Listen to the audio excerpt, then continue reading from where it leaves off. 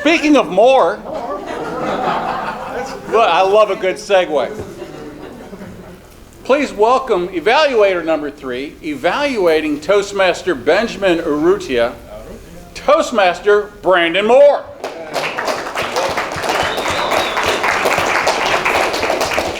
Thank you, Master Evaluator Extraordinaire Blake Smith and Benjamin Urrutia for delivering an awesome speech about the difficulties and frustrations with the English language.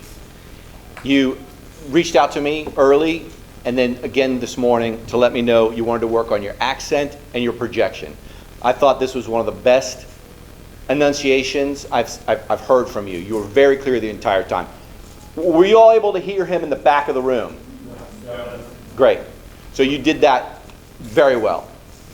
You have a deep voice, so I think it's hard for you to get your voice out there, and I think you could do that even better with maybe some voice classes, so maybe an opera class or something like that. Yeah? You reeled us in very slowly with your intro. You provided gestures and examples.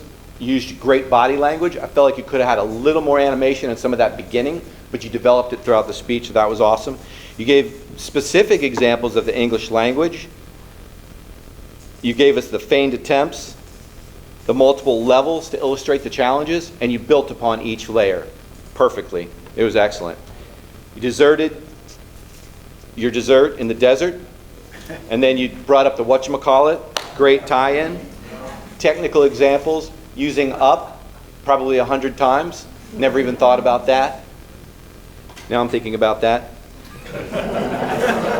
You laughed at the hysteria of it, which was probably the best illustration of the entire great illustrations that you gave. The conclusion was solid. You dropped off quickly.